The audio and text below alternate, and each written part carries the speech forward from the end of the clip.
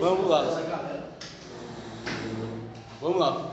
Bom, nós estudamos a primeira causa de extinção de punibilidade, que foi a morte do agente.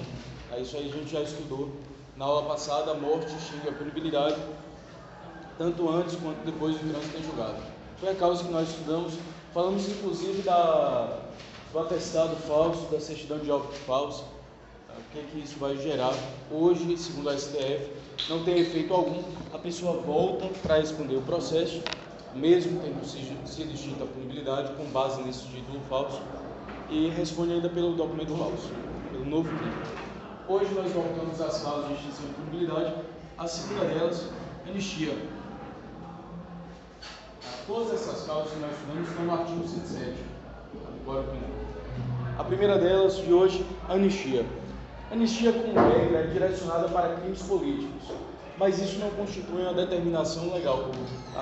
Normalmente é direcionada aos crimes políticos, mas nem sempre a anistia vai ser aplicada aos crimes políticos. Pode ser aplicada também a outros crimes, para outros crimes. Tá? Essa causa que extingue a punibilidade não é mais concedida pelo Poder Judiciário, ela é concedida pelo Poder Legislativo. Então, quem concede anistia é o Poder Legislativo por meio de lei ordinária. Quem concede anistia é o Poder Legislativo por meio de lei ordinária.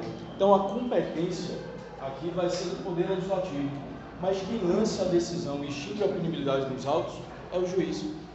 Tá? Então, quem tem competência para conceder anistia sempre vai ser o Poder Legislativo por meio de lei ordinária.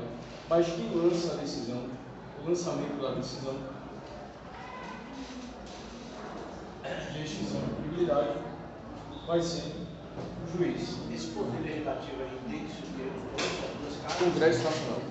Congresso Nacional. Lei ordinária é sempre Congresso Nacional. Tá? Bom, uma vez sendo concedida anistia, o seu efeito vai ser ex tunc. O seu efeito, vai ser ex tunc. retroagir. Ou seja, retroage, apagando os efeitos penais, apenas os efeitos penais, portanto não gera nem incidência. Imagina uma pessoa que foi condenada, lançamento pelo juiz. Imagina uma pessoa que já foi condenada, já está cumprindo pena e é beneficiada pela anistia. Acaba sendo beneficiada pela anistia. Essa pessoa que foi anistiada, o efeito da anistia é ex tunc, ou seja, retroage, alcança todos os efeitos penais. Ou seja, a pessoa volta a ser considerada como réu primário. Então, mesmo tendo sido condenada, normalmente a anistia ela é concedida depois da condenação, mas pode ser antes também, apagam todos os efeitos penais. A pessoa volta a ser primária. Se ela foi anistiada, ela volta a ser considerada como réu primário. Sim. Agora, entrou em vigência a lei de anistia, já que é uma lei ordinária. Uma lei ordinária. O juiz da execução vai apenas reconhecer essa lei de anistia e declarar a extinção de punibilidade nos autos. Só declara a extinção. E aí ele volta a ser réu primário e portador de bons antecedentes, já que a anistia tem efeito ex tunc, ou seja, retroage no tempo, alcançando todos os fatos penais. Apenas os fatos penais. Bom, a anistia tem algumas classificações interessantes. Luciano, por exemplo, aqueles atos praticados contra os ferreiros aqui na Bahia e que foi indeferido, acho que não passou, né? Eles pediram anistia e tal, e não foi concedido. Se aplica também. Também. Sim. A anistia, na verdade, existe tanto na esfera penal como na esfera administrativa. Só que na esfera administrativa são outras considerações, bem diferentes. A anistia na área penal é só para crime. Certo. E quando você fala de legislativo, mesmo assim, o Congresso Nacional, independente da esfera da unidade federativa. Sim, sempre é Congresso Nacional. Quando ocorreu a greve da polícia, a primeira aqui na Bahia, Jacques Wagner apareceu na TV informando que ele não iria conceder anistia para os policiais porque eles cometeram crime. E nem poderia. Ele nem poderia, porque ele é chefe do poder executivo local, né, no sentido de estadual. Chefe do executivo não pode, é só o legislativo que pode mas naquele conceder. caso ali tem que ser no caso Assembleia daqui. Não, Congresso Nacional. Também no Congresso. Congresso Nacional. Então que média ele falou, hein? Falou uma média. Na verdade, ele saiu na TV informando: eu não vou conceder anistia para esses policiais que cometeram crime. Ele só esqueceu de explicar por que ele não poderia, por que ele não iria conceder anistia, porque ele não pode. Então ele falou: eu não vou conceder. Mas ele esqueceu de falar que não é porque ele não queria, porque ele não poderia conceder anistia. Só quem pode conceder anistia é o Congresso Nacional. É o Poder Legislativo da União, o Congresso Nacional, por meio de lei ordinária. Tá? Se a anistia é concedida antes do trânsito em julgado, da sentença final condenatória, ela é chamada de anistia própria. Se for após o trânsito em julgado, sentença penal condenatória, é chamado de anistia imprópria. Então, antes do trânsito em julgado, anistia própria. Após o trânsito em julgado, nós temos a anistia imprópria. Alguns autores afirmam que a anistia, apesar de estar no rol do artigo 107 do Código Penal, sendo, portanto, uma causa que extingue a punibilidade, ela não seria extintiva de punibilidade, deveria ser causa de eliminação da tipicidade, porque a pessoa praticou uma conduta típica, mas mesmo tendo sido condenada, vai ser anistiada. Mas isso aí é doutrina minoritária. Seria incoerente pensarmos como causa de exclusão da tipicidade, mesmo porque a conduta continua sendo criminosa. Mas aquelas pessoas receberam uma espécie de perdão do Estado. Estou sabendo que os meninos preferiram você a mim, com razão. Amanhã a gente conversa. Eu não vou te atrapalhar, não. Fique em paz. Eles me avisaram, está tudo sob controle. Aqui na próxima hora eu só vim atrapalhar a sua aula. É isso. Ela olhou para o É mais ou menos. ela olhou para mim. Vocês me deixaram na saia justa agora, né? Rapaz, Foi como eles eram. Ó, lembra que para todo lado. Daqui não tem nada a ver com isso. isso vai dar merda. Está do seu controle. Para vocês. Para vocês. Vamos continuar. Vocês não sabem o que acontece nas salas de professores. Se soubesse, vamos lá. Mas vamos lá. Bom, após o trânsito em julgado de sentença penal condenatória, a anistia é considerada como anistia imprópria. Então temos essas duas modalidades de anistia. Podemos classificar a anistia ainda como restrita, parcial, também chamada de restrita, parcial ou relativa. São duas classificações aqui, restrita e do outro lado, parcial ou relativa. Essa anistia aqui alcança apenas determinados fatos penais, e apenas determinadas pessoas. Então faz... Não. A restrita alcança determinados fatos. Já a parcial, também chamada de relativa, faz exceção entre pessoas e crimes. Um exemplo: uma lei de anistia resolve, o legislador resolve anistiar as pessoas que praticaram os crimes previstos nos artigos 1º, 2º e 3º de uma determinada lei. Uma lei com 10 artigos, 10 crimes. E a anistia alcançou apenas 3 crimes. Obrigado. Apenas 3 crimes. Essa anistia não alcançou a todos os fatos penais. Ela foi uma anistia restrita. E se essa anistia, além de alcançar apenas parte desses crimes, informasse que apenas determinadas pessoas seriam alcançadas por essa lei? Então, além de restrita, seria parcial, também chamada de relativa, porque ela fez exceções de pessoas, estabeleceu exceções de pessoas e de crimes. Então, ela passa a ser chamada de parcial relativa. Já a anistia geral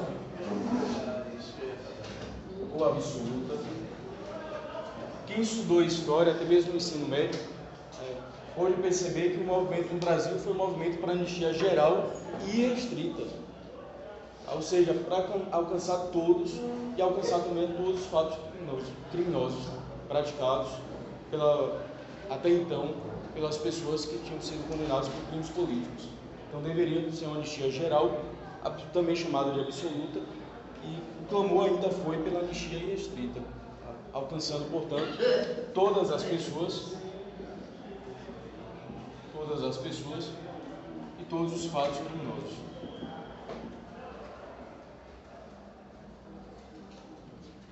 Então é uma classificação bem simples. Se alcança todas as pessoas e todos os fatos, essa anistia é chamada de anistia geral ou absoluta. Agora, a partir do momento que faz distinção de pessoas, vai alcançar apenas determinadas pessoas, essa anistia vai ser considerada uma anistia parcial ou relativa. Se faz relação apenas de determinados crimes, essa anistia é restrita. Por exemplo, se ficasse comprovado que os policiais da Bahia praticaram crimes, digamos que foram imputados 4 crimes a esses policiais.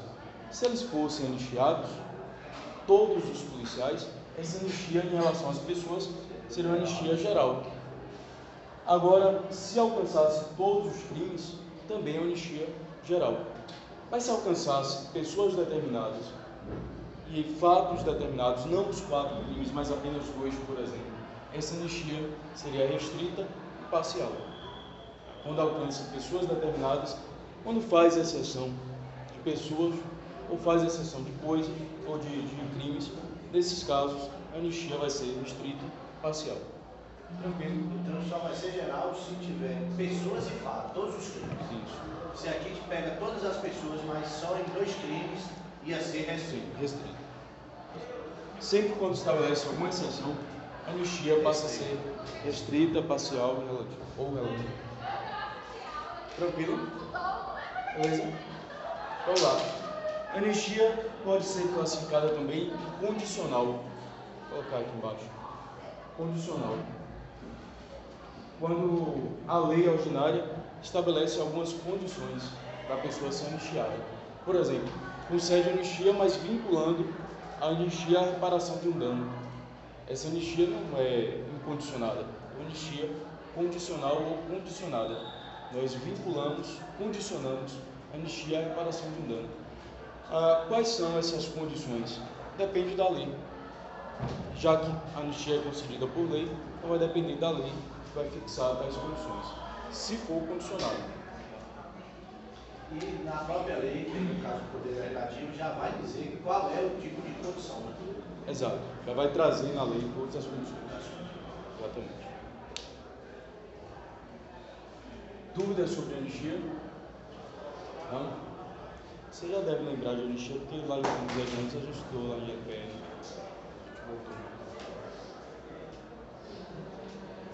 Próxima causa que extingue a punibilidade, a graça, é chamado de indulto.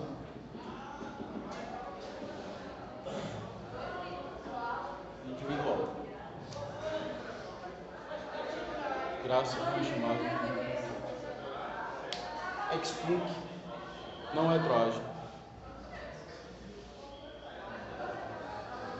Vamos lá. Graça, também chamado de indulto individual. Bom, a graça é uma forma de perdão estatal e é concedida pelo Poder Executivo. O Poder Executivo em âmbito federal.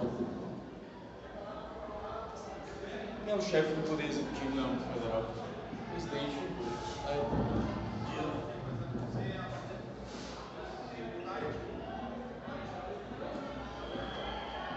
Ser concedido pelo presidente da República. Bom, o presidente da República pode delegar essa função para outra pessoa, para outras pessoas, mas apenas 3. A graça é um benefício concedido pelo presidente da República, mas o presidente pode delegar para que o AGU, Advogado-Geral da União, faça, PGR, Procurador-Geral da República, ou um dos ministros de Estado. como pedido de graça tramita todo o processamento da graça, tramita perante o Ministério da Justiça, então o mais comum é que seja o Ministro da Justiça. Tá? Então, quem concede a graça? O Presidente da República, mas ele pode delegar para que um desses três o faça: Advogado-Geral da União, Procurador-Geral da República ou um dos ministros de Estado, qualquer ministro. Mas como tramita perante o Ministério, o mais comum é que seja o Ministro da Justiça, conceda a graça. A graça, como eu falei para vocês, é individual. E como regra, depende de provocação. A pessoa deve pedir a graça. O presidente não vai dar a graça de forma espontânea. Ele não vai direcionar uma pessoa específica, conceda a graça. Poderia ter fazer, mas isso aí é muito raro, mesmo porque poderia ferir o princípio da moralidade no âmbito da administração. Então, nesse caso, como regra, a graça depende de provocação. Quem pretende obter a graça, ser agraciado, perdoado pelo Estado, deverá provocá-lo. Quem é que pode provocar? Ou o próprio interessado, ou o Ministério Público, Defensoria Pública, a própria autoridade administrativa, que é o diretor do estabelecimento, também pode pedir a graça para o indivíduo. Então, a graça deve ser provocada pelo interessado ou mesmo por outra pessoa, um terceiro. Uma questão: precisa de advogado para pedir a graça? Não? Precisa de advogado? Não precisa. Porque o pedido não é ao judiciário. O pedido aqui é ao executivo. Mas se for o ministro da Justiça, o ministro da Justiça é executivo. Então, como o pedido vai ser direcionado ao presidente, chefe do Poder Executivo Federal, nesse caso, não é necessária a presença de advogado. Não precisa ser por meio de advogado. A própria pessoa pode fazer o pedido da graça. Ou o próprio interessado, Ministério Público, autoridade administrativa, ou ainda a Defensoria Pública.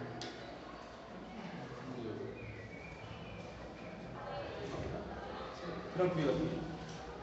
Pessoal, essa graça é irrecusável.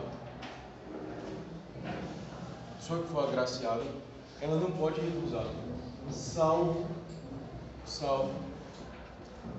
for condicionada.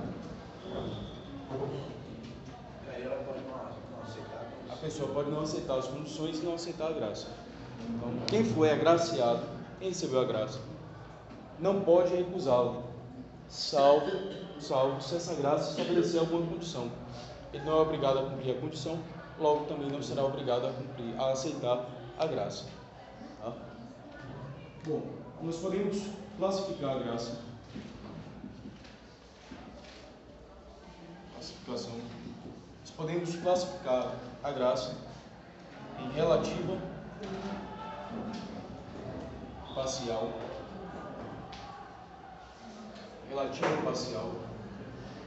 ou absoluta ou plena. E atenção em relação a isso aqui. A graça relativa ou parcial, ela não vai extinguir a punibilidade. Ela vai servir para a diminuição da pena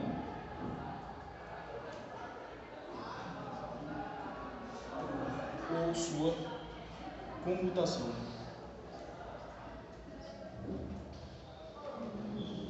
Diminuição da pena ou sua comutação. O que é a comutação? É a substituição de uma pena por outra. Então, substituir uma pena por outra durante a execução. Aí na graça, a pessoa que concedeu, ou os três, ou o poder, já vai dizer? Já vai dizer. O período já vai dizer. Exato. Agora uma questão, vai dizer o quanto vai diminuir, mas quem vai ajustar a pena é o juiz da execução. Que vai ficar faltando para cumprir.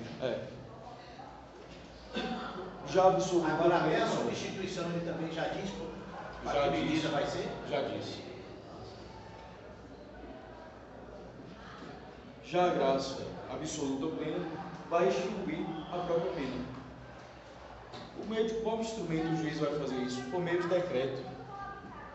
o antigo decreto presidencial, que agora é só decreto, o decreto já vai informar quanto de pena vai ser diminuída, ou a comutação, ou ainda se essa graça é absoluta ou plena. Sendo absoluta ou plena, o juiz da execução, com base nesse decreto, vai extinguir a punibilidade. Sendo parcial, ele vai apenas ajustar a pena.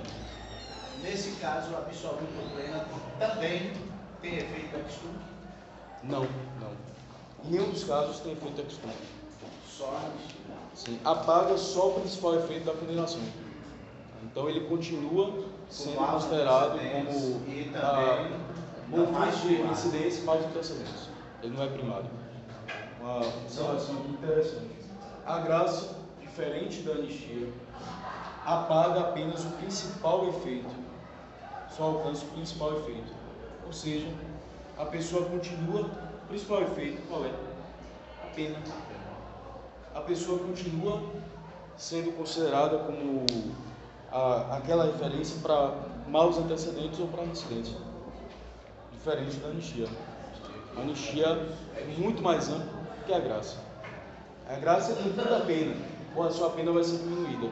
No entanto, aquela condenação serve como referência para maus antecedentes, para reincidência.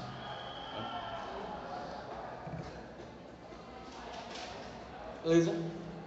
Normalmente a graça é concedida depois do trânsito em julgado. Como regra, depois do trânsito em julgado, porque já deve ter uma pena para ser diminuída, ou para ser comutada, ou mesmo para ser extinta. Mas nada impede que ela seja concedida antes. Em processo tramitando, a pessoa interpõe o recurso, lá do recurso ela já pede a graça ao presidente, já provoca. Então, nesse caso, também pode acontecer a graça, por mais incomum que seja, antes do trânsito em julgado da sentença. Na hora de aplicar essa questão aí, se for relativo. No caso aí do decreto, sem ter uma sentença transitada em julgado, como é que vai diminuir? Ele já informa se a pena vai ser diminuída na metade, um terço. Então, quando a pena se tornar definitiva, depois que faz a diminuição. É raro que isso aconteça. A graça normalmente é só pedida por quem já é condenado.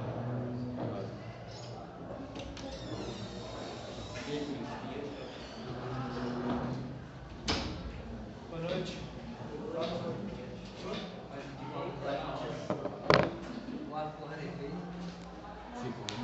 Ficou pesado.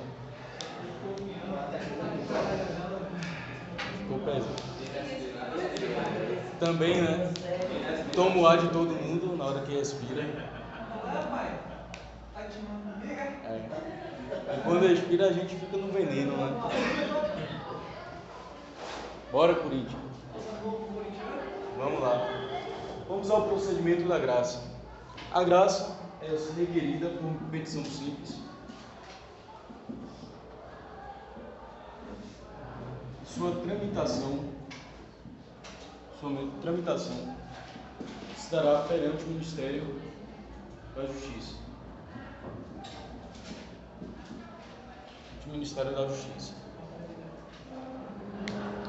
O presidente, antes de decidir, ou a AGU, o PGR, o ministro de Estado, antes de decidir, deve ter o parecer do Conselho Penitenciário. Antes do presidente decidir sobre a concessão da graça, ele depende do parecer do Conselho Penitenciário. Não é um parecer vinculativo. Ele vai fazer, às vezes, aqui do Ministério Público. O Ministério Público não é fiscal da lei. Como aqui é um pedido ao Executivo, o fiscal da lei é o Conselho Penitenciário. Ele vai dar o parecer, mas o parecer não é vinculativo.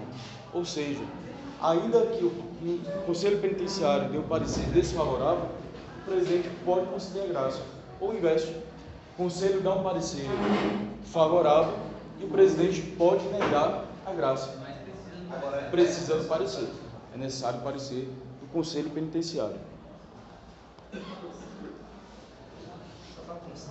Só para constar. Para fiscalizar a lei, né? Fiscalizar a lei. Agora, Luciano, só fala, curiosidade. Caso tenha uma graça sem ter o parecer, o próprio Conselho pode recorrer administrativamente, admitindo que tenha sido uma graça sem antes ter cumprido. Pode causar irregularidade do ato administrativo. Vai ser considerado como um ato ilegal. Mas normalmente o juiz já verifica isso no momento do ajuste.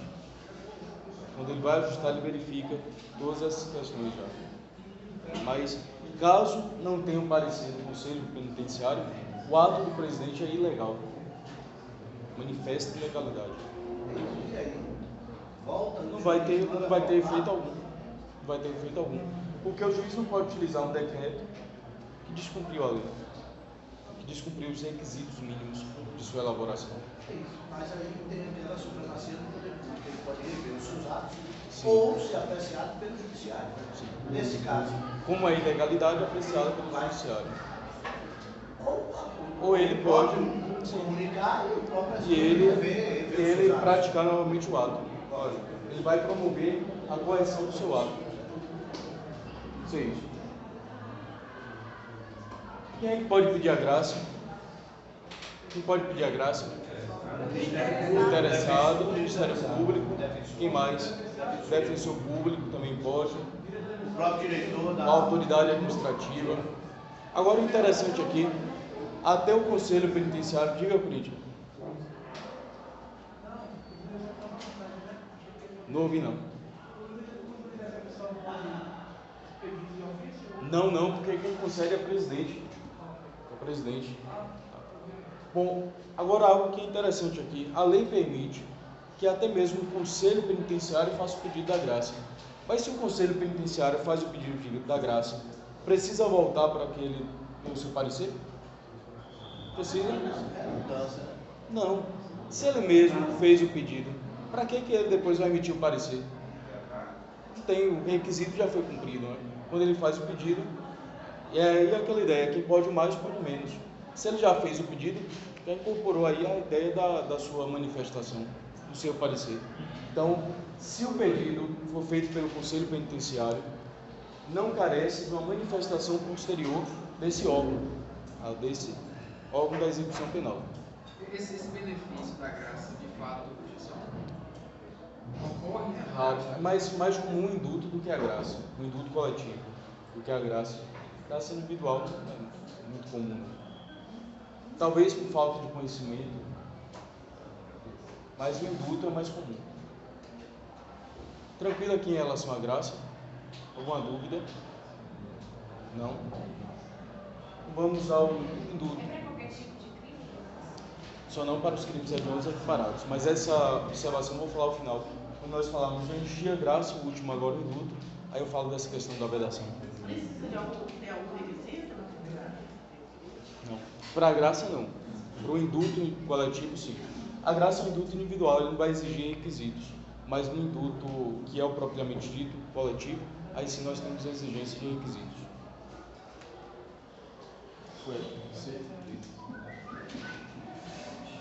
Próxima causa de extinção de punibilidade, o indulto.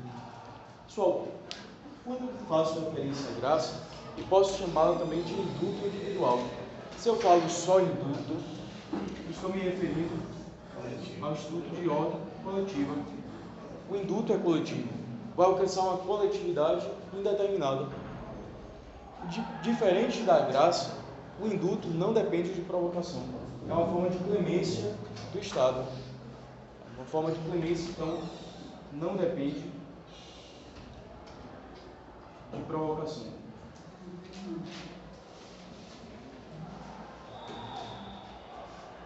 Não vai depender de provocação. Esses dois são os elementos que vão diferenciar o indulto da graça. Só esses dois elementos. Ele é coletivo, não depende de provocação.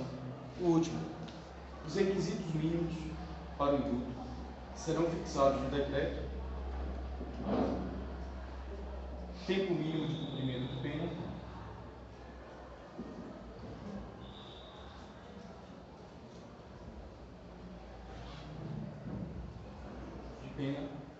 e primariedade.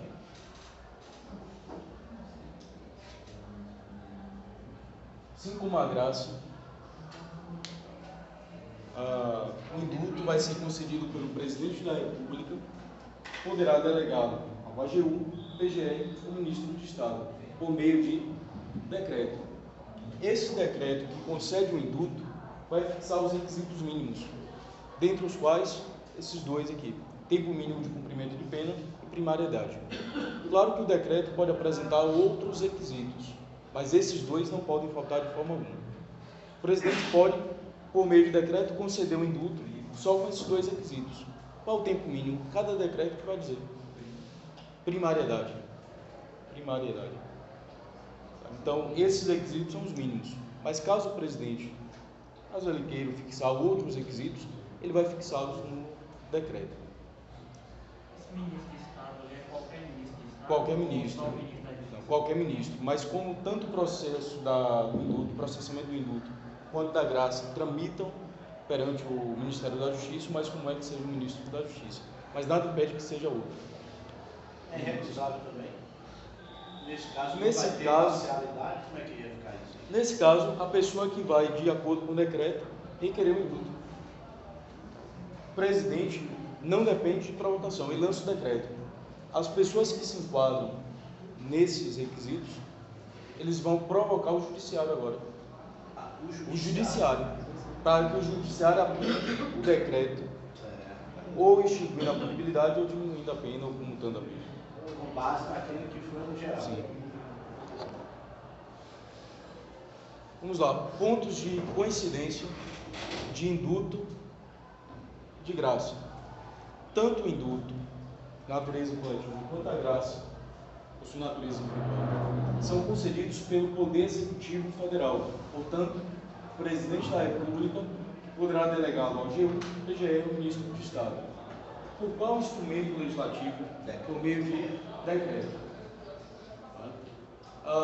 Assim como a graça, o indulto pode ser relativo, parcial, absoluto ou pleno.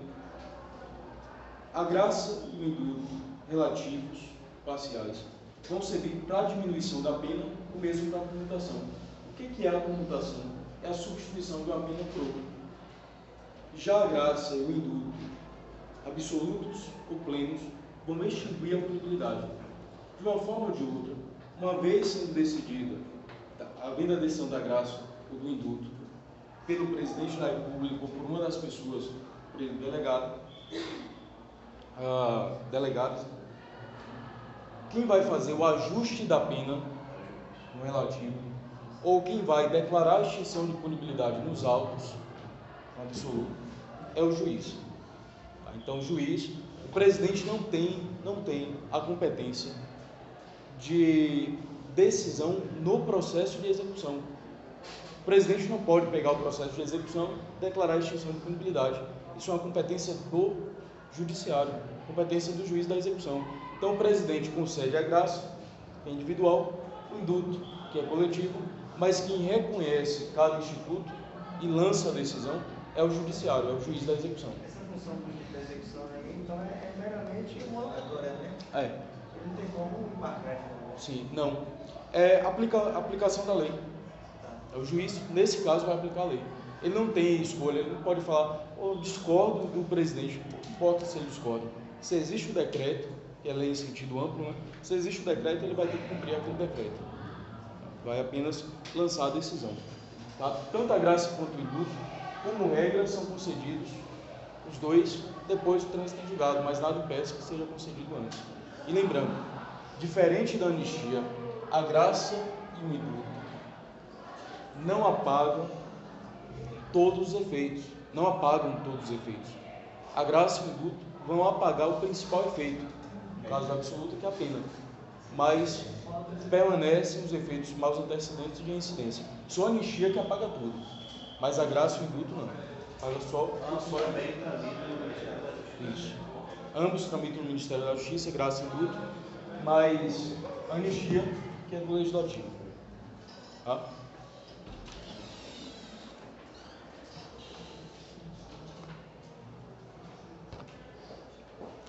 Tranquilo? Beleza? Vamos lá. E aí vem uma última observação acerca desses três institutos. Essas três causas que extinguem a punibilidade para a gente passar para a próxima. A Constituição Federal, seu artigo 5º, inciso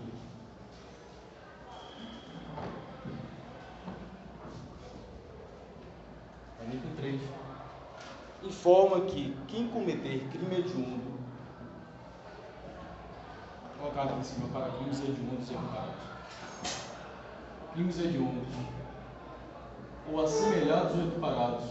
Quais são os crimes equiparados a hediondos? Tortura, tráfico de entorpecentes e terrorismo.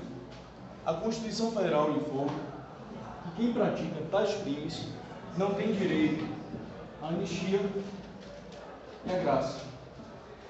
Tem ainda a fiança, mas fiança é do processo penal, nós estudamos no próximo semestre. Não tem direito à anistia e à graça. Já a Lei 8.072, de 1990, que é a Lei de Crimes Hediondos, aplicável também para os crimes equiparados a hediondos, informa que quem pratica crime hediondo ou equiparado a hediondo não tem direito à anistia, graça, indulto. Não tem anistia aos três, em relação aos três. E aí vem uma confusão. Se a Constituição só vedou anistia e graça, poderia a Lei 8.072, dispositivo infraconstitucional, vedar também o indulto? Será que essa vedação é inconstitucional? Não, mas aqui pelo critério da hierarquia, a Constituição prevalece. Mas é uma lei especial, específica. Mas ali é hierarquia. E aí vem a questão. A Constituição vedou apenas 2. E a fiança, mas não diz respeito aqui à extinção de punibilidade. Já a Lei 8.072 vedou os 3, acrescentando aqui o indulto. Pessoal, essa questão até hoje é divergente. Nós não temos um entendimento pacífico acerca da inconstitucionalidade ou constitucionalidade da vedação do indulto. O entendimento que prevalece hoje é que é constitucional essa vedação do indulto. Não tem problema algum. Não afronta a Constituição. Muito pelo contrário, concretiza a Constituição. Por mais que não esteja presente aqui. Por qual razão? Veja, graça e indulto são concedidos pelo Presidente da República. Tanto é que a graça é chamada de indulto individual. A graça e o indulto são a mesma classificação, plena ou parcial, absoluta ou total, mesmo relativa. São institutos, são causas que extinguem a punibilidade, possuem a mesma natureza. A grande diferença é que a graça é individual e o indulto é coletivo. Aí, pronto. Exatamente. Você não concede para uma pessoa, que a análise seria mais casuística, você poderia até analisar com mais cautela, mas concederia para uma coletividade. Imagina a seguinte situação: Corinthians praticou um crime hediondo, foi condenado, transitou em julgado de sentença final condenatória, não tinha mais jeito, no âmbito judiciário. O que ele faz? Ele resolve pedir a graça ao Presidente da República. O Presidente da República fala: não posso conceder a graça para você, porque o crime que você praticou é hediondo. Consegue, né? Depois da ameaça. Né? Então, não vou conceder porque é crime hediondo. Um mês depois, o presidente lança um decreto concedendo indulto, apresentando todos os requisitos. O Corinthians acaba se enquadrando nesses requisitos. Veja, ao analisar um caso específico, não foi concedida a graça, mas no aspecto coletivo, quando foi lançado o decreto de forma coletiva, ou seja, o indulto, ele teria acesso ao benefício. Isso aí é incoerente, é desproporcional. Vedar para uma pessoa específica e permitir para uma coletividade. Oi? Tá tudo no Itaquera, né? Tudo no Itaquera, não. Então, o entendimento que prevalece hoje é que a vedação ao indulto é proporcional, ou seja, não fere o texto da Constituição Federal. O princípio da proporcionalidade está implícito. Então, é constitucional. Beleza? Tá rápido ou tá tranquilo? Pode continuar. Não, para os crimes hediondos equiparados, verdade. Crimes hediondos equiparados, verdade.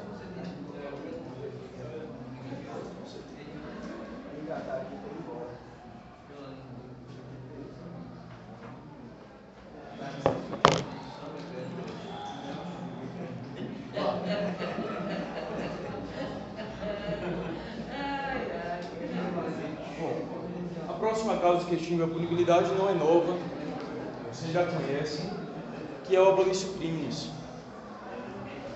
quando a conduta deixa de ser considerada como conduta criminosa.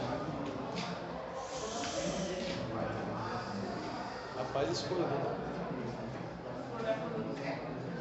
Deixa de ser considerada como criminosa.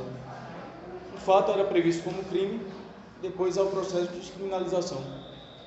descriminalização, que era crime, deixa de ser considerado como tal.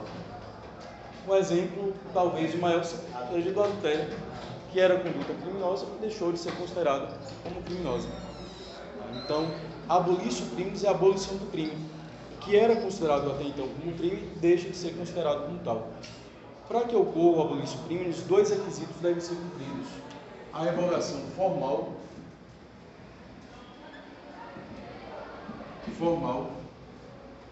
e a revogação material. Revogação formal e a revogação material. Ou seja, o dispositivo que traz a previsão do crime não estará mais presente no ordenamento jurídico e a matéria, o conteúdo abordado por aquele dispositivo também desaparece. Ele é retirado do ordenamento jurídico penal. Por exemplo, o adultério. Não existe mais o tipo de adultério e a conduta relativa ao adultério também não é mais prevista no âmbito penal. Um outro caso, atentado violento ao pudor.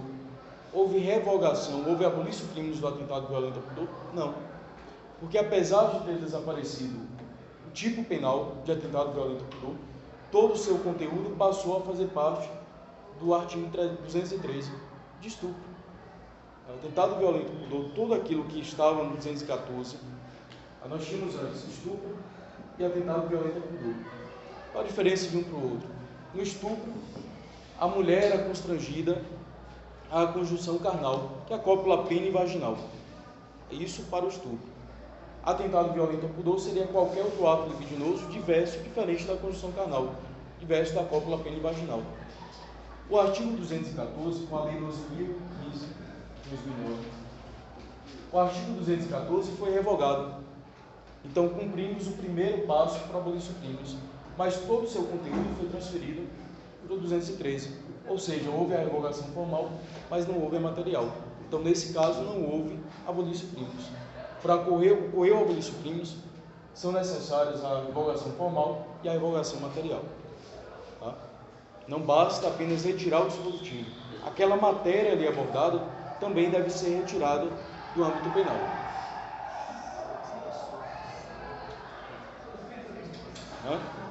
Vai lá, Corinthians. Resolve lá. Deus é mais. Bom, o abolício crimes pode acontecer em qualquer fase. Pode acontecer durante a investigação. Nesse caso, o delegado vai considerar o fato combativo. Pode acontecer durante o processo. Pode acontecer durante o recurso, fase do recurso. Ou pode acontecer ainda quando a pessoa estiver cumprindo pena. Pode acontecer em qualquer fase. Se já transitou em julgado e ocorreu abolício crimes, depois do trânsito em julgado, essa lei penal volta, desfaz a coisa julgada ou a coisa julgada deve ser mantida? Volta. Abolício crimes alcança inclusive a execução. A pessoa que estava cumprindo pena pelo crime de adultério, por exemplo,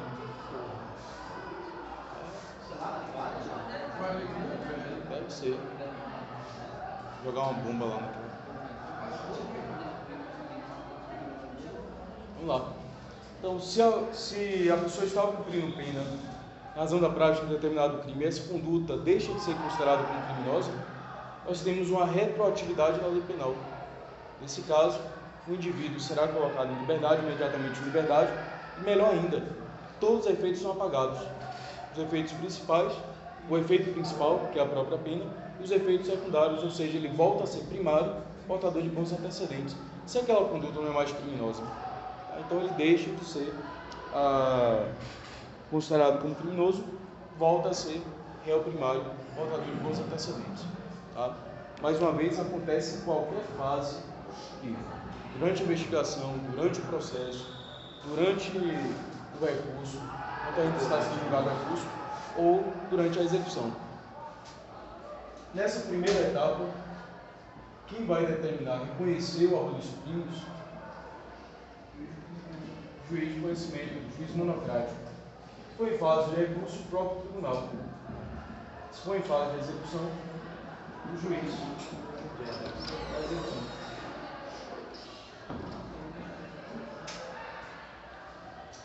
Por uma questão lógica também, né? Está sendo julgado o recurso, o próprio tribunal vai reconhecer a arroz dos crimes. É jogo que está tendo aí.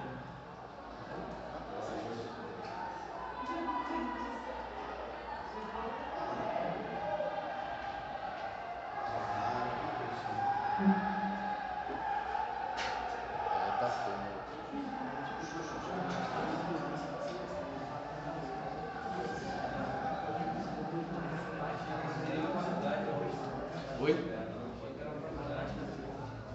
Não entendi isso. Eu também pensei que fosse. Eu fui contratado para trabalhar numa faculdade. Deixa quieto. Deve ser a galera lá, da zootecnia. Rapaz, deve ser, viu? Porque pelo tamanho, pela altura dos vídeos, pode ser mal e pode grande. Vamos lá. Pela manhã é escola, né? E à noite é gritaria. Vamos lá. Decadência. Próxima causa que extingue a comunidade. Decadência. Você de extinção de comunidade.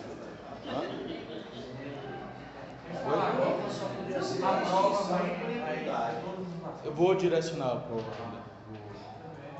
Eu vou falar ainda. É extinção de punibilidade.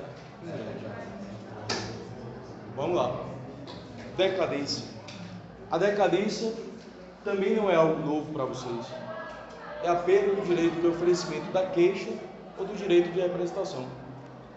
Então a pessoa perde o direito. Perda do direito de queixa. Queixa-crime é qual espécie de ação? Não, qual espécie? Privada ou pública?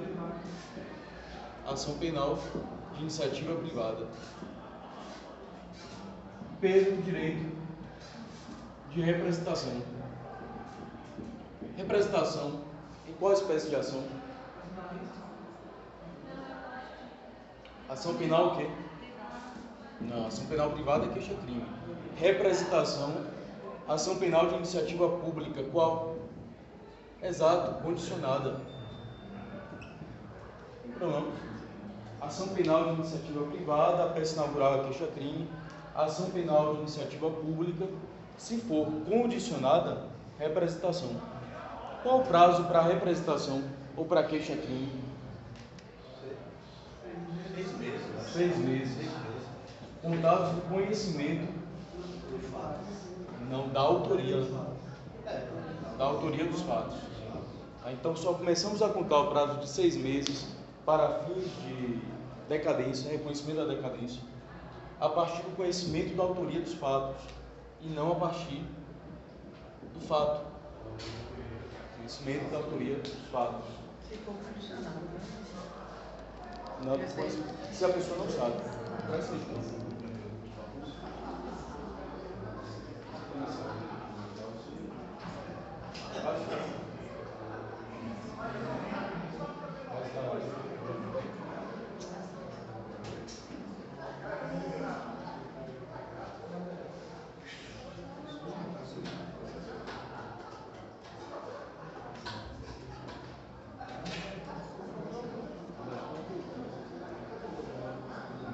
Então, decadência, 6 meses. 6 meses. Contados o conhecimento da autoria dos fatos. Tá? Deve ser um conhecimento inequívoco. Ou seja, se estiver em curso um inquérito policial a fim de investigar, nós devemos aguardar o fim do inquérito, que a pessoa vai ser indiciada. Mas se a vítima ou o representante legal da vítima já tem conhecimento de quem foi o autor, começamos a contar o prazo de 6 meses a partir do conhecimento dessa autoria. Se só depois de 2 anos se descobriu quem foi o autor, então a partir daí começamos a contar o prazo de 6 meses, que é um prazo decadencial. Tá? Esse prazo pode ser prorrogado 6 meses? Não. É um prazo improrrogável. Se acabar no final de semana, termina ali. Não pode prosseguir para o próximo dia útil. Pode ser suspenso? Para o próximo dia útil? Não é prorrogado para o próximo dia útil. Não pode ser suspenso em férias, nem em feriados, nem interrompido. 6 meses para oferecer a queixa. Se não oferece em 6 meses, ou então a apresentação. É o direito de queixa e o direito de apresentação. Então, essa causa que extingue a punibilidade alcança tanto a ação penal privada quanto a ação penal pública. A ação penal privada no direito de queixa e a ação penal pública no direito de representação. Prazo improrrogável não poderá ser suspenso nem interrompido. Há um prazo preclusivo, fatal. Ou seja, ao final de 6 meses, está extinta a punibilidade. Não adianta fazer mais nada. Um exemplo: estupro praticado contra maior de 18 anos e pessoa não vulnerável. É uma ação penal pública condicionada à representação. O prazo que a pessoa tem para representar é um prazo de 6 meses. Crime de calúnia, injúria e difamação. Esses 3 crimes são crimes contra o particular, crimes de ação penal de iniciativa privada. A vítima, o ofendido ou seu representante legal possui prazo de 6 meses para apresentar queixa-crime, para ingressar uma ação, iniciar a ação por meio da queixa-crime. Se não faz nesse prazo, decaiu o seu direito. Então a decadência alcança o direito de queixa e o direito de representação, as duas espécies de ação, respectivamente, ação penal de iniciativa privada e ação penal de iniciativa pública condicionada à representação. Tá? Sempre contando conhecimento da autoria dos fatos. Um exemplo: uma pessoa recebe uma carta injuriosa. Acho que foi inclusive objeto de prova de vocês, porque lá na primeira unidade. Recebeu uma carta injuriosa, mas a carta foi anônima. Ele não sabia quem tinha cometido o crime de injúria contra ele. Depois de 2 meses, ele descobre quem foi. O prazo de 6 meses começa a ser contado a partir daí, conhecimento da autoria dos fatos, e não do conhecimento do fato. Não quando a pessoa recebeu a carta apócrifa, mas só a partir do momento que ele descobriu quem foi que encaminhou aquela carta injuriosa. 6 meses, conhecimento da autoria dos fatos. A exceção aí será no caso da personalíssima. Na personalíssima, só a própria pessoa pode... Justamente, a pessoa é menor, porém personalíssima ação. Conhece o autor. Ela só vai poder propor a partir da maioridade. Mas contra o menor de 18, no caso de estupro, a ação penal é pública e incondicionada. Ali, esse elemento aí é apresentado no caso de prescrição, que houve alteração recente. Aquilo que era considerado como decadência poderia interferir no prazo de decadência, não mais interfere, vai interferir no prazo de prescrição. Que o prazo da prescrição só completa quando a pessoa completar 18 anos. Só se inicia quando a pessoa completar 18 anos, mas lá é prescrição, não decadência. Decadência é só queixa, crime e representação no caso de ação penal pública condicionada. Só nesses 2 casos. Beleza? Tranquilo? Bom, ao lado da decadência, nós temos a renúncia. A renúncia ao direito de queixa, direito de queixa-crime, ou direito de representação. Renúncia ao direito de queixa-crime ou direito de representação. Esse ato de renúncia é um ato unilateral, só depende da própria vítima ou do seu representante legal. É um ato unilateral. Eu não preciso da consulta à pessoa que cometeu o crime, ao suposto autor dos fatos, para que o indivíduo possa renunciar. A renúncia se completa com um ato unilateral. Por exemplo, a pessoa foi vítima do crime de calúnia. Depois que ela foi vítima do crime de calúnia, eu não vou nem iniciar uma ação, não vou iniciar esse direito de queixa. Não quero, não tenho intenção de iniciar ação. Ele precisa, é obrigado a iniciar uma ação. Na ação penal privada, prevalece o princípio da obrigatoriedade ou da oportunidade?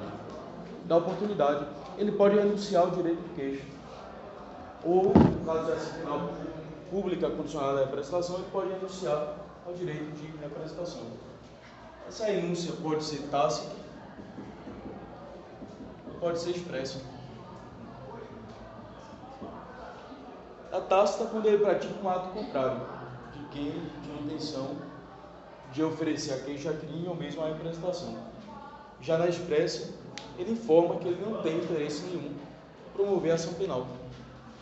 Um exemplo, a pessoa que foi vítima do crime de injúria sabia quem era o autor dos fatos, mas deixou transcorrer em Alves o prazo de 6 meses. Ela não deixa passar, não tem interesse nenhum nisso. Ela renunciou ao direito de queixa. Nesse caso, a renúncia acontece sempre com a decadência. Se a pessoa deixou passar o prazo de 6 meses, houve uma renúncia tácita, porque se ela quisesse oferecer a representação, ela teria oferecido. Mas como ela não fez, renúncia tácita, que acabou gerando também a decadência. Então, renúncia sempre está lado a lado da decadência. Professor, e se a pessoa exerceu o direito, né, de queixa-crime ou representação, e aí a pessoa pode renunciar depois, né? Não, se depois que ela já exerceu o direito, Sim. aí não é mais renúncia não, vai ser perdão. É outra causa que chama a comunidade, já vamos falar. Acho que ela perguntou se ela ofereceu aqui e depois ela, de maneira expressa, ela renunciou, que não queria mais. Se ela já ofereceu a queixa, já ofereceu a representação, nesse caso não cabe mais a renúncia. O que cabe é o perdão, que é outra causa. Aqui sempre acontece antes da queixa-crime ou antes da representação. No caso da audiência de conciliação no rito sumaríssimo, é chamado perdão, porque quando a pessoa representa, faz o TCO de calúnia. Aí ela representou, né? Foi lavrado o procedimento e foi para o juizado do chefe. A composição Quando chega civil. lá, aí tem a audiência de conciliação e ela não quer mais prosseguir com a ação. Isso não é renúncia? Não. Olha só, se ela fez uma composição civil no âmbito dos juizados, isso aqui não importa em renúncia. Não importa em renúncia. Mas se com a composição civil ela fala que não tem interesse em iniciar a ação, isso aí sim vai ser considerado como uma renúncia. E quando vai para o juizado, ali é uma fase preliminar. A audiência que é feita, a audiência preliminar, ou audiência preparatória, ela vai impedir o início da ação. A pessoa não ofereceu queixa-crime ainda. Tá? O registro da ocorrência, a notícia crimes, ainda não é queixa-crime. A queixa-crime é o procedimento formal, a peça formal. Né? Tá? Então, a composição civil, a pessoa pode até aceitar a composição civil dos danos, verificar qual foi o dano causado, já receber desde logo uma indenização antecipada. Isso aí só vai interferir na pena do indivíduo no final. Isso não importa em renúncia. E se a pessoa tem conhecimento, mas não tem prova? Precisa o laço probatório mínimo para iniciar, fazer a queixa-crime ou mesmo a representação. É necessário um laço probatório mínimo. E aí, qual seria a prova mínima? A sua própria palavra. É a prova mínima. Para iniciar a queixa, para iniciar a ação penal, para não perder o prazo. Exatamente. Se ela sabe quem foi a autora, quem foi o autor, já deve tentar a ação e tenta provar lá na ação, durante a ação. Vamos lá, mais uma vez a renúncia. Na renúncia a pessoa deixa de exercer o direito de queixa e o direito de representação, de forma que não tem interesse. Essa renúncia pode ser tácita ou expressa. Tácita quando ele pratica um ato contrário à vontade de quem poderia intentar a ação. E a expressa quando ele mesmo informa não tem interesse nenhum. Tá? É um ato unilateral que depende só do indivíduo. E a composição civil, no âmbito dos juizados, não impede, não importa em renúncia. Agora uma questão aqui. Se duas pessoas, lá pessoal, se duas pessoas praticaram o crime de injúria contra a terceira pessoa, ao renunciar em relação a uma, ela obrigatoriamente deve renunciar em relação a outra, ou ele pode renunciar em relação a uma e promover a ação em relação a outra? E aí? A renúncia para um necessariamente importa a renúncia em relação a outro? Aí nesse caso teria que ser expresso. Falando enquanto pessoa, estou falando do crime. Exatamente. Está renunciando. Princípio, dentro da ação aqui, princípio da indivisibilidade. Se ele renunciar em relação a um, a renúncia alcançará todos. Ele não pode escolher promover a ação contra A e não promover contra B. Se promove a ação contra os dois, se quer promover a ação contra um, tem que promover contra os dois. A princípio da indivisibilidade da ação penal, seja privada, seja pública. Se ele renuncia em relação a um, essa renúncia alcança todos. A princípio da indivisibilidade. Nós estudamos isso lá em ação penal. É tudo coerência. O cara, você está alegando que foi ofendido que o cara cometeu o crime, como é que ele vai isentar aquele outro e o outro? Sim. Se temos dois autores do delito, então a renúncia deve ser em relação aos dois. A queixa-crime em relação aos dois. Representação em relação aos dois. Ele não pode dividir a ação penal. O princípio da indivisibilidade. A renúncia em relação a um importa na renúncia em relação a todos. Beleza?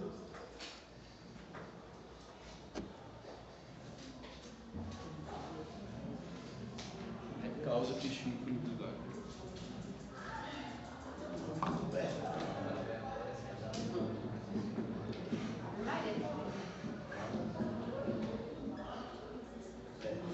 Perempção. Artigo 60 do Código de Processo Penal. Perempção. Artigo 60 do Código de Processo Penal. Próxima causa que extingue a punibilidade, a perempção não impede o início da ação. Isso só acontece no caso de ação penal privada. É exclusiva da ação penal de iniciativa privada. É uma causa exclusiva. Só pode acontecer perempção nessa espécie de ação penal. Oi? Não. A perempção é bem parecido com a decadência. Só que a decadência impede o início da ação. A perempção não. A ação se inicia e ocorre causa extintiva durante a ação. Então ela não vai impedir o nascimento da ação. Ela impede o prosseguimento do feito. Tá? Vamos estudar as 4 causas de perempção. Impede o quê? Impede o prosseguimento da ação. Enquanto Tem a ver com aquilo lá no civil. Oi?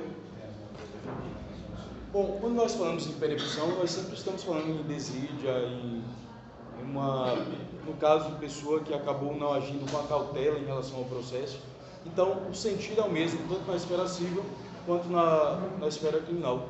Agora, as hipóteses de perempção lá são diferentes das hipóteses de perempção aqui. O significado é o mesmo, mas as hipóteses são diferentes. Então, na esfera civil, você pode até propor a ação novamente. Aqui não, extingue a punibilidade. Perempção só ocorre uma vez. Não ocorre mais de uma vez. Você pode propor a ação mais. Aqui não. Perempção extingue a punibilidade. Aqui não impede o início da ação. A ação vai iniciar. Está lado a lado aqui da decadência, mas a decadência impede o início da ação. Na perempção não. A ação inicia. Pode ser reconhecido de ofício? Pode. Tem que ser colocado. Pode porque causa de ordem pública. A primeira hipótese de perempção, quando o indivíduo deixa de praticar ato essencial no processo, deixa de praticar ato processual,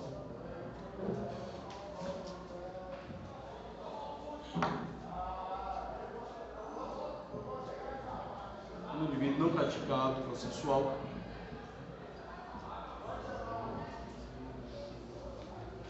ou seja, movimenta o processo no prazo de 30 dias. Movimento não. Quando ele não movimenta o processo, não pratica ato processual, ou seja, não movimenta o processo no prazo de 30 dias. Ele apresenta a queixa-crime, é iniciado o processo. O juiz determina a prática de um ato. Ele pratica o ato. Só que ele deixa de movimentar o processo por um prazo de 30 dias, fica parado. Nesse caso, o juiz vai intimar a pessoa e contamos a partir da publicação da intimação. O juiz publica a intimação para que a pessoa possa praticar um ato, processo. E ela, no prazo de 30 dias, não se manifesta. Essa ausência de manifestação da ação por um prazo de 30 dias gera prescrição. O juiz declara a extinção da punibilidade. Sim. O juiz vai intimar a pessoa, tá? Vai comunicar a pessoa. A pessoa não pratica o ato no prazo de 30 dias. Então está extinta a punibilidade em razão da prescrição. O juiz declara a extinção dos autos. Substituição, ausência de substituição.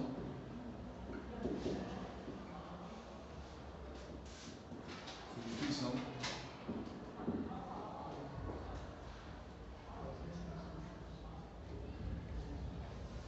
Do querelante no prazo de 60 dias. Caso é isso, o indivíduo era maior, plenamente capaz, ele ingressa com ação, ele apresenta a queixa-crime. Mas durante a tramitação processual, ele perde a capacidade. Ele, por exemplo, é doente mental, durante a ação penal. Nesse caso, ele deve se fazer representar, ou então ele morre. Nesse caso, quem assume o polo ativo da demanda, quem é? Representante legal, cônjuge, ascendente, descendente, irmão. O juiz intima, portanto, cônjuge, ascendente, descendente, irmão, para que no prazo de 60 dias se manifeste demonstrando interesse em continuar com a ação. Então, é no caso de superveniência, de incapacidade ou no caso de morte do ofendido. Quem assume seu representante legal.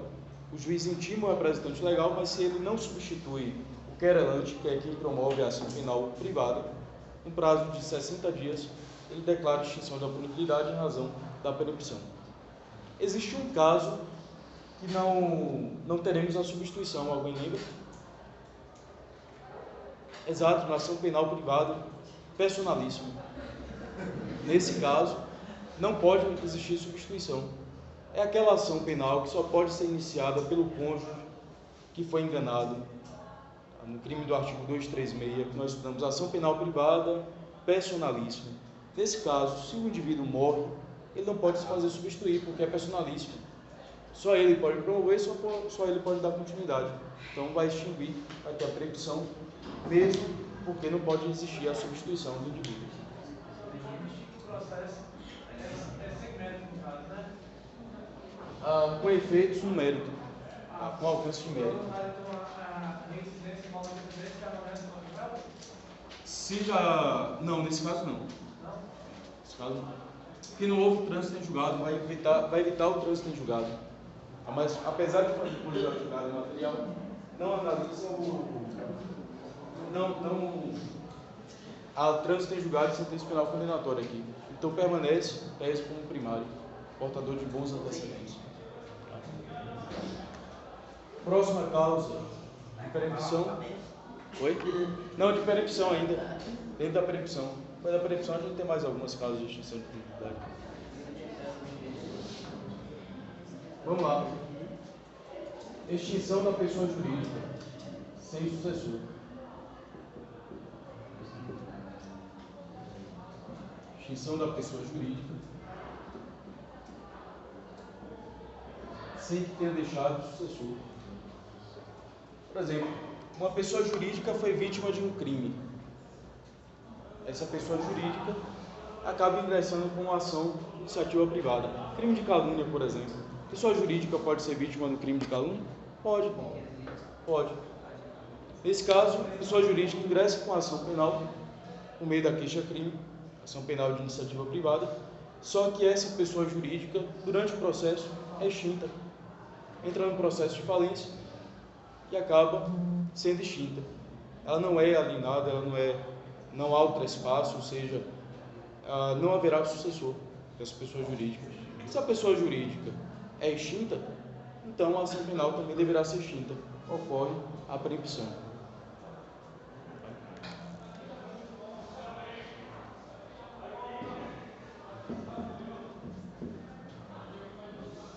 Próxima causa de perempção, ausência do pedido de condenação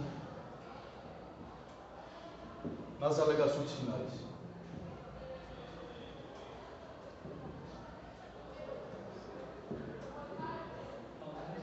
Pedido de condenação nas alegações finais. Olha só, no âmbito dos juizados, o processo vai tramitado, claro, em linhas gerais, da seguinte forma. O ofendido ou seu representante legal apresenta a queixa-crime.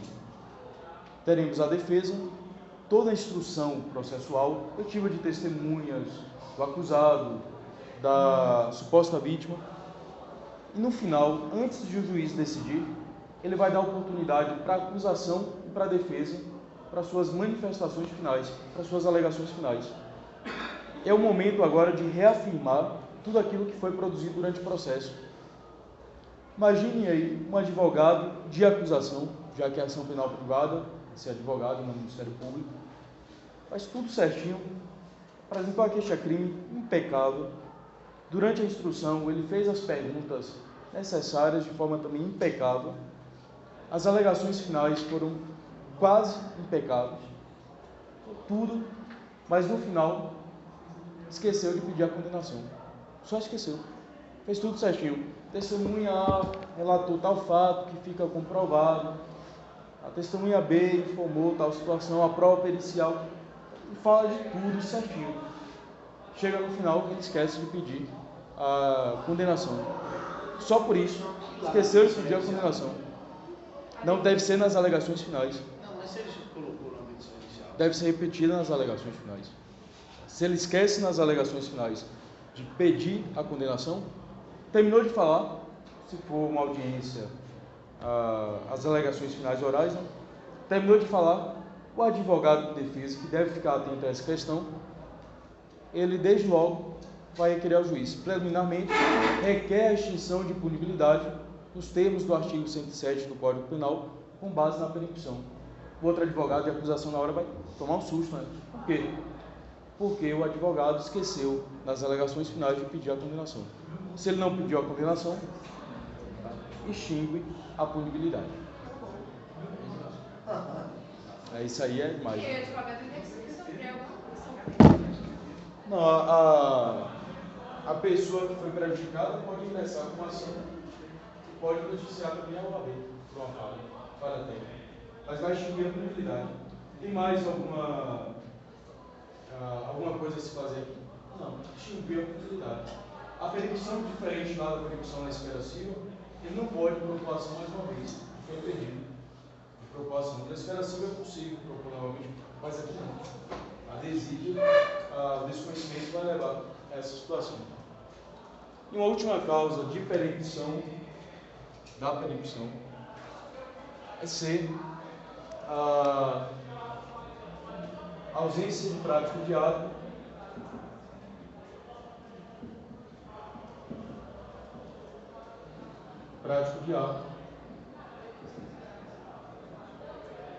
imprescindível.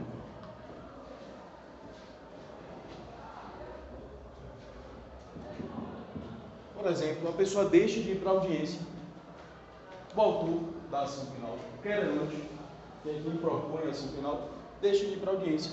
Se ele deixa de praticar um ato relevante, logo será perene a ação. A perempção leva à extinção da punibilidade.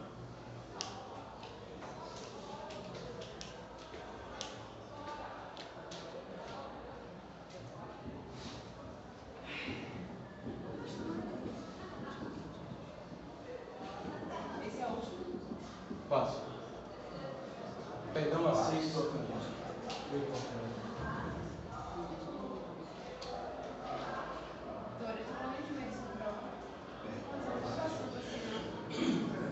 Só uma observação em relação à perempção aqui.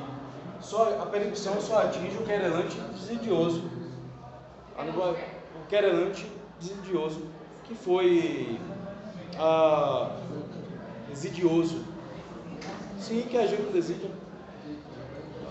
Por exemplo, eu fui vítima, Corinthians também foi vítima do mesmo crime, nós dois.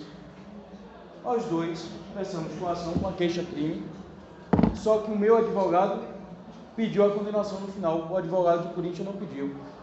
Então a extinção de punibilidade só vai ser em relação ao desidioso, o advogado de Corinthians. Então a perempção alcança cada um de forma individual também. Tá? Ao lado da perempção nós temos perdão aceito do ofendido, bem próximo da renúncia. Só que o perdão aceito só alcança também a ação penal iniciativa privada.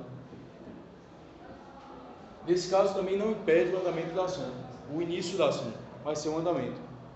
Enquanto a renúncia é antes de ser proposta a ação, o perdão depois que foi proposta a ação. O agente já apresentou a queixa-crime, já está em trâmite a ação, mas ele resolve no meio ali da ação parar. Lembrando que na ação penal de iniciativa privada prevalece o princípio da disponibilidade, ele pode dispor da ação a qualquer tempo, antes do trânsito julgado, claro. Então já foi iniciada a ação, a renúncia impede o início da ação. O perdão aceito do ofendido, a ação vai ser iniciada, mas ali no meio da ação, tramitado processual, ele acaba oferecendo perdão. No caso do estupro, cabe? Não, porque a ação penal de iniciativa pública condicionada só vale para a ação penal de iniciativa privada. Antes era possível, antes de 2009. Após 2009 não mais. Não, porque não é ação penal privada. Calúnia, injúria, difamação são os mais comuns. Se a outra parte não aceitou o perdão? Pronto. Esse ato é um ato bilateral. Ou seja, depende da aceitação de quem ofendeu. Se eu ingresso com a queixa-crime informando que Dona Neide praticou um crime de calúnia contra mim, já iniciei a ação. Só que no meio da ação, eu resolvo oferecer o perdão, falo, iniciei a ação final, mas eu não quero levar mais até o final, eu resolvo dar o perdão. Diferente da renúncia, que era um ato unilateral, o perdão é um ato bilateral, então a Neide pode falar, não quero o seu perdão não, vamos levar até o final agora essa ação.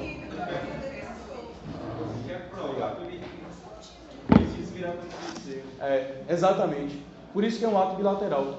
Agora uma questão, se eu sou o querelante e resolvo dar o perdão em relação a uma pessoa, devo perdoar todos que me ofenderam.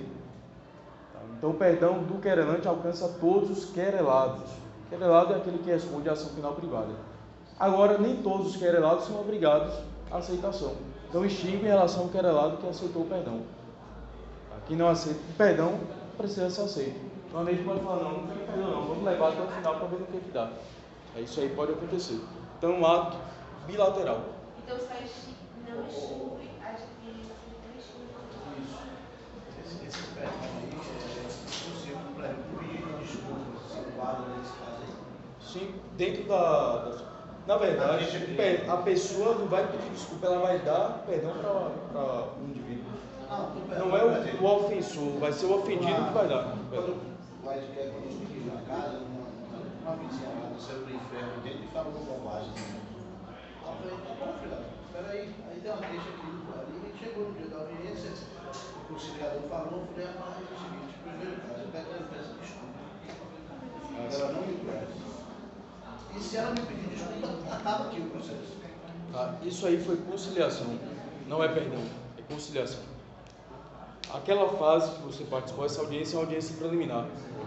Então, o que você fez foi renúncia.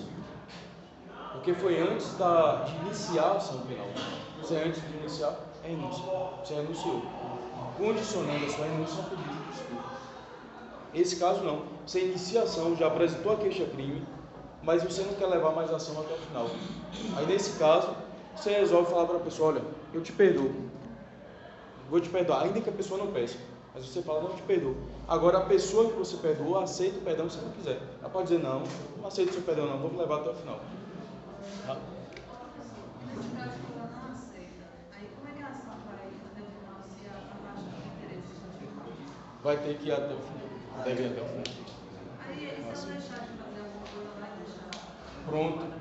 Qual o caminho? Se a pessoa não aceita o perdão, basta, já que é uma ação penal de iniciativa privada, basta deixar que ocorra a percepção. Sim, pode ocorrer a percepção, abandona a ação. Ele oferece o perdão para que não seja necessária a percepção. Mas se o ofensor não aceitou o perdão, basta deixar de comparecer, basta deixar de praticar um ato processual para ocorrer a percepção. Mas se não impede que ele entre com a ação contra o cidadão. Exatamente. Nada impede que ele ingresse com a ação. Desse tipo de ação, pode ter uma recomendação? Oi? Pode ter uma recomendação? Não, recomendação não. Não cabe recomendação aqui. Pessoal, o perdão aceito do ofendido pode ser processual ou extraprocessual. Pode ser tácito ou expresso, assim como na renúncia. A própria pessoa pode escrever e encaminhar informando que está oferecendo perdão, ou pode simplesmente praticar um ato contrário de quem quis permanecer com a ação. E pode ser processual ou extraprocessual. Se é realizado uma audiência, por exemplo, ou então juntando a oferta de perdão, é processual. Mas se ele deixa de praticar determinado ato, ou então se ele pratica um ato contrário, imagine, ofereceu a queixa-crime contra a pessoa que tinha causado a ofensa. E no final de semana está na casa da pessoa participando de um churrasco, tirando foto. Então isso aí é um perdão tácito. Porque a pessoa que quer continuar com a ação contra o seu desafeto, ele não vai para a casa do desafeto, no churrasco no final de semana e ainda fica tirando foto, os dois juntos. Então ali foi um perdão tácito. E aquele percebido a partir da manifestação de atos contrários a quem quer continuar com a ação.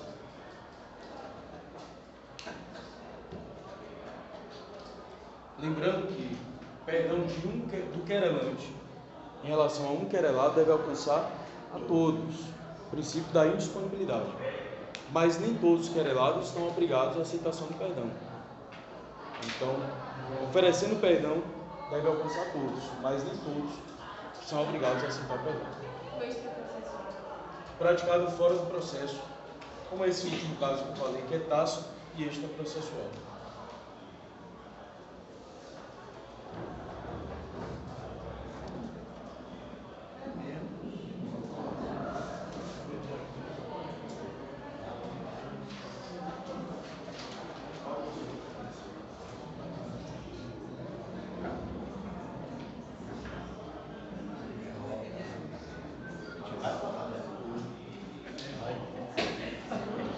Lembrando que se já transitou em julgado a sentença penal condenatória, há possibilidade de perdão? Depois que o juiz já decidiu, condenou a pessoa e transitou em julgado, há possibilidade de perdoar? Não. É antes, então, do trânsito em julgado. Penúltima causa extintiva de punibilidade. Penúltima. Está quase acabando já. Aí acaba o assunto também? Não, eu vou direcionar. Aí acaba? Então tem prescrição aí. Até na letra, Vai chegar uma antes, que é JK, né? Agora é K. Não, tem a L, que é a prescrição. Vamos lá. A retratação é cabível apenas nos casos expressos em lei. Apenas nos casos expressos em lei. Expressos em lei. No caso da retratação,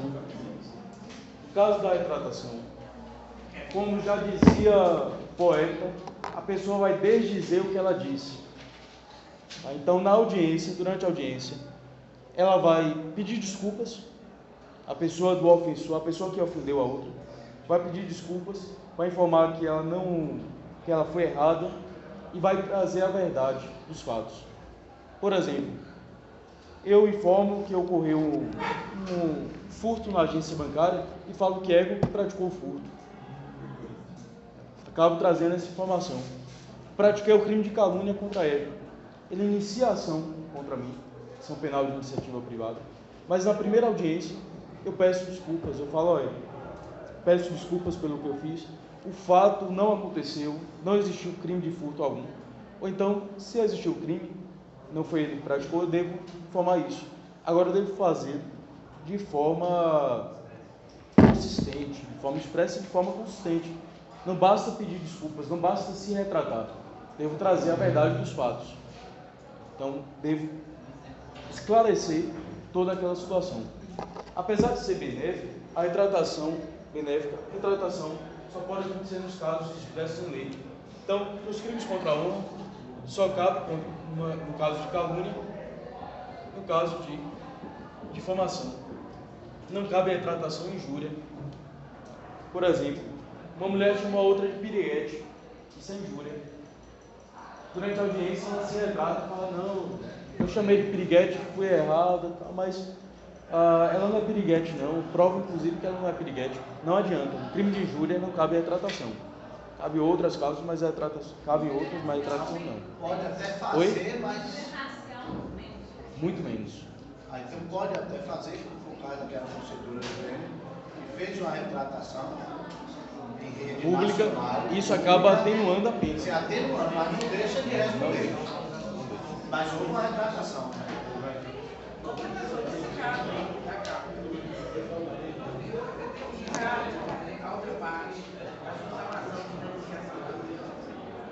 Se gerou um procedimento investigativo, aí sim deixa de ser calúnia e passa a ser denunciação caluniosa. O autor passa a ser... Sim. Todo crime passa a ser vítima. Pessoal, a próxima causa de extinção de impunidade nós estudamos na aula para a turma A, na aula de amanhã, para a turma B, na aula de quinta. Que falta uma causa, mas ela tem alguns detalhes, vou escrever. Na verdade, as duas que faltam. Causa de extinção de impunidade, perdão judicial. E o último é prescrição, mas prescrição nós estudamos em ponto separado, que é um assunto bem maior.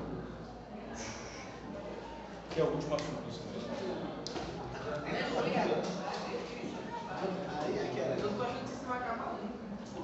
Acaba. Essa semana acaba. Quinta-feira, não, 4 aulas, né? Então, quinta-feira. Provavelmente. Hã? Se a gente terminar todo o conteúdo na quinta-feira, não vai precisar dar opção. Oi?